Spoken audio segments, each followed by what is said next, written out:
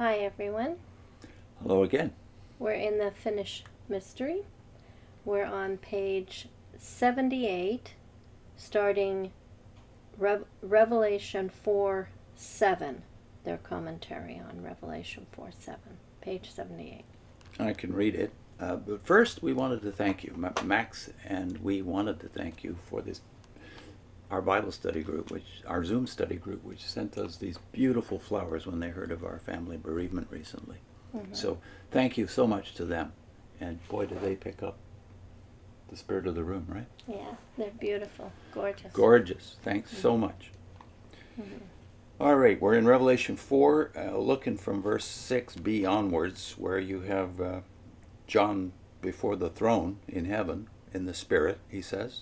Mm-hmm. And he says, around the throne, on each side of the throne, are four living creatures, full of eyes in front and behind.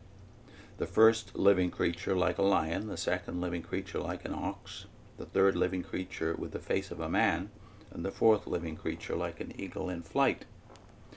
And there's more in the next verse, but you should note right away that they spend 2 more pages here. They've already spent 2 pages on this this idea of the four living creatures, what they mean, and now they're going to spend 2 more pages. Now we're going to not read through all of it, but we will read select portions of what they say. Most of what they say about the attributes of God is just fine, except there's no permission to make it about the attributes of God. Yeah, it's an arbitrary decision that they've made, and they still do it in current books on Revelation. They say that these are the attributes of God.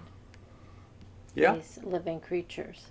Or as in the King James, it's beasts, I guess. Or is it the King James they were using? Right. But all we know from the text itself is that there are living creatures, 4 of them, before the throne of God. Right. And there are a couple of verses describing them, and that's it. No meaning attached to any of this. Yeah.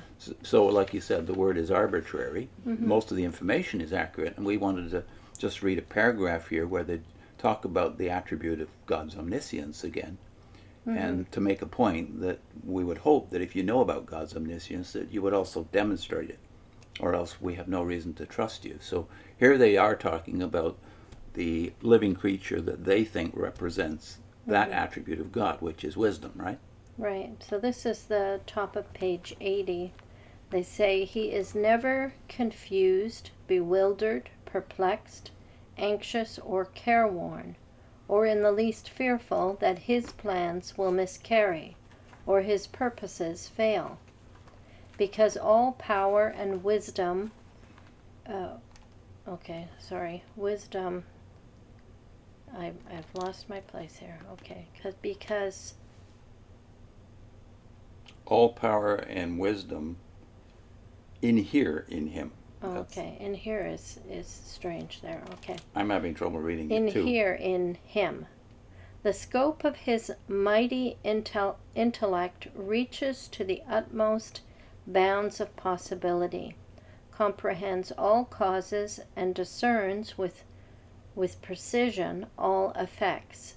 Consequently, he knows the end from the beginning, and that not only upon philosophical principles, but also in intuition.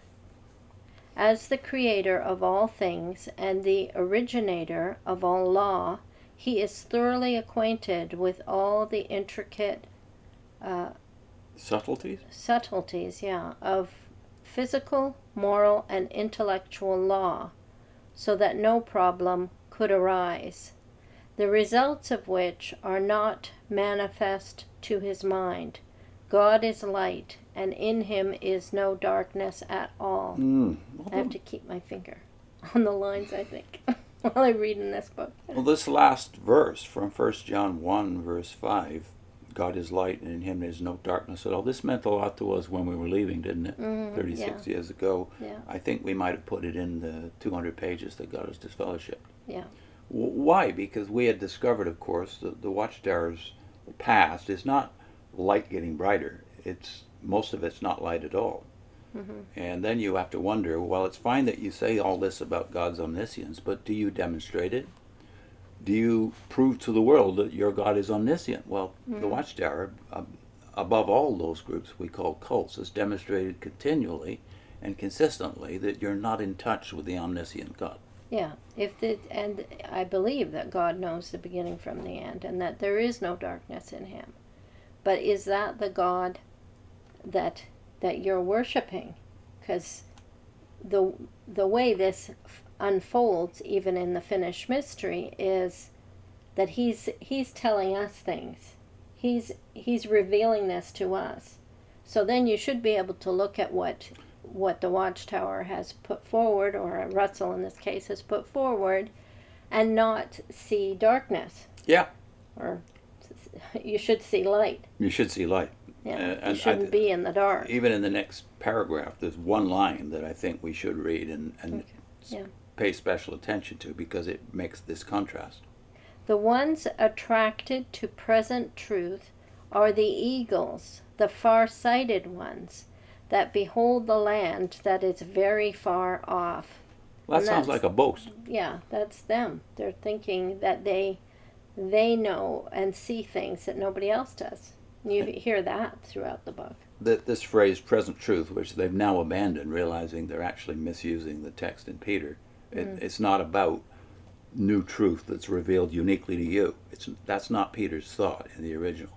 So they've got rid of that idea, but it infects everything they've ever done but from they the still beginning. use expressions like the light getting brighter, and so they still have that concept that somehow Truth changes? Yeah, truth can change. Yeah, very convenient. But that's not what it means. That's certainly not what Peter meant by it. So I think we ought to point out that throughout their history, they have demonstrated in a way that satisfies everybody but you, if you're a Jehovah's Witness, that you are definitely not the ones that God is using. Yeah, because you're insistent that you need a channel. It's not enough just to have the scriptures. You need someone to interpret them to you, and who can see ahead, and God is using one specific person or group to do that. So it makes God dependent? Yeah. So now God is dependent on humans. Yeah. Rather than humans are dependent on faithfully looking at the Word. Yeah. That's clear. And if you have a dependent God, that leads, of course, to the next phase in the Watchtowerr's history. When, not so much here, as you might get the impression in these pages, that they somehow have the doctrine of God's omniscience and omnipresence, which kind of goes along with that, right? He's everywhere.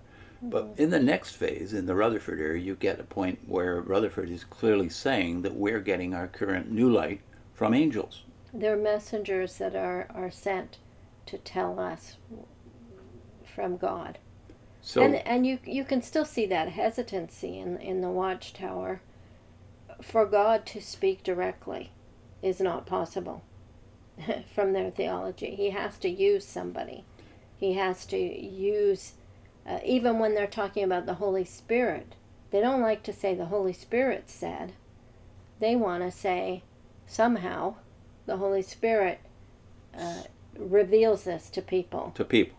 And so the information is going two ways, though, which is God needs an organization on earth to speak for him.